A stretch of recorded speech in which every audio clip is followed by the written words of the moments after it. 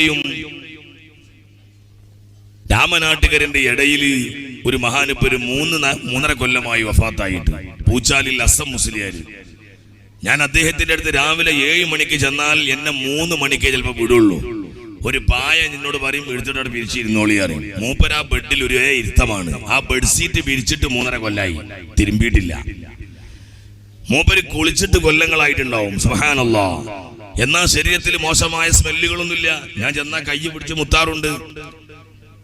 കാല് രണ്ടും മുട്ടിന്റെ തായോട്ട് മുറിയായിട്ട് സുബ്ഹാനല്ലാഹ് ചുവന്ന നിറത്തിലുള്ള കടിച്ചാൽ കടയുന്ന ഉറുമ്പ്. ചുമരിലൂടെ ഇങ്ങനെ വരിയിട്ട് ഇറങ്ങിയിട്ട് കട്ടിലെന്റെ കാലുമൊക്കെ കയറിയിട്ട് ഇയാളെ 2 കാലും ഒരു കാലിൽ ചുരുങ്ങിയത് 50,000 ഉറുമ്പുണ്ടാവും.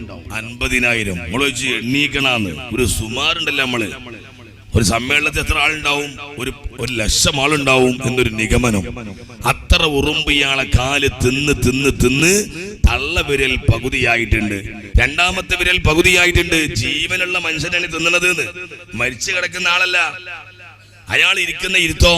ഞാൻ രാവിലെ 7 മണി മുതൽ 3 മണിന്റെ അടിയിൽ ഒരു 300 പ്രാവശ്യമെങ്കിലും എന്റെ കാല് മടക്കി മുതുക്കി അങ്ങോട്ടും ഇങ്ങോട്ടും മാറിയിരിക്കും.